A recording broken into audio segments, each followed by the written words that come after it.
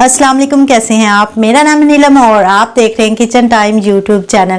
तो दोस्तों, आज मैं मैक्रोनी की ऐसी रेसिपी आपके साथ शेयर करने जा रही हूँ जो आपने पहले कभी नहीं खाई होगी और आप इसको महीनों तक स्टोर भी कर सकते हैं, एज ए स्नैक भी खा सकते हैं। बहुत ही ज़बरदस्त रेसिपी है, आपने इसको ज़रूर ट्राई करना है। और अगर आप मेरे चैनल पर न्यू हैं तो चैनल को सब्सक्राइब कर लें और वीडियो पसंद आए तो वीडियो को लाइक करना मत भूलिएगा। तो चले बनाना स्टार्ट करते हैं। सबसे पहले हम कोई भी बर्तन ले लेंगे और इसमें पानी डाल देंगे। तकरीबन 2 लीटर के करीब पानी डालेंगे और इसमें नमक डाल देंगे 1 चाय का चम्मच। इसके बाद हम इसमें ऑयल डालेंगे 1 खाने का चम्मच। अब हम चूल्हा जला देंगे। जब पानी में बॉयल आना शुरू हो जाएगा तो हम इसमें मैक्रोनी डाल देंगे 250 ग्राम और इसको मिक्स करेंगे और मीडियम फ्लेम पे रख के हमने इसको कुक करना है। और साथ में आपने चम्मच भी चलाना है ताकि ये आपस में जुड़े नहीं। इसको पकते हुए 3 मिनट हो चुके हैं, लेकिन अभी हम इसको 4 से 5 मिनट के लिए और कुक करेंगे। नॉर्मल जो हम मैक्रोनी उबालते हैं उसके लिए 8 से 9 मिनट उसको उबालते हैं, लेकिन इसको हम थोड़ा सा उबालेंगे और थोड़ा थोड़ा इसको कच्चा भी रखेंगे। मैक्रोनी जो है वो उबल चुकी है, ये देखें, और थोड़ी थोड़ी सी कच्ची भी है। अब हम चूल्हा बंद कर लेंगे और इसको छान लेंगे। ये देखें जी, मैंने इसको छान लिया। अब हम इसको पानी गिरा देंगे इसके ऊपर अच्छे से।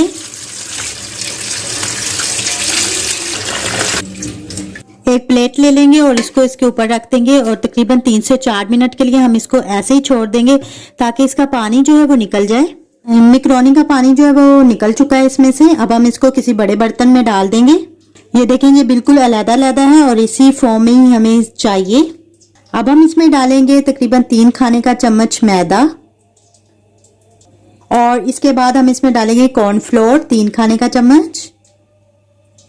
अब हम इसको अच्छी तरह से मिक्स कर लेंगे। तो अच्छी तरह से मैंने मिक्स कर लिया है, ये देखें।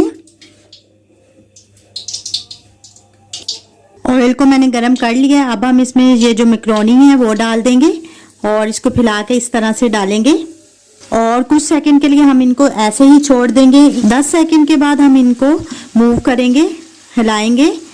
पहले इसलिए नहीं हिलाएंगे ताकि इनका जो हमने ऊपर लगाया है मैदा और कॉर्नफ्लोर वो ना उतर जाए, इसलिए हम थोड़ा से गैप के बाद इनको इस तरह से मूव करेंगे। अब हम इनको फ्राई करेंगे जी। तो ये इनका कलर चेंज हो चुका है, ये ब्राउन, लाइट सा ब्राउन कलर आ चुका है। अब हम इनको निकाल लेंगे। ये देखें, इसी तरह हम अपनी दूसरी मैक्रोनी भी फ्राई कर लेंगे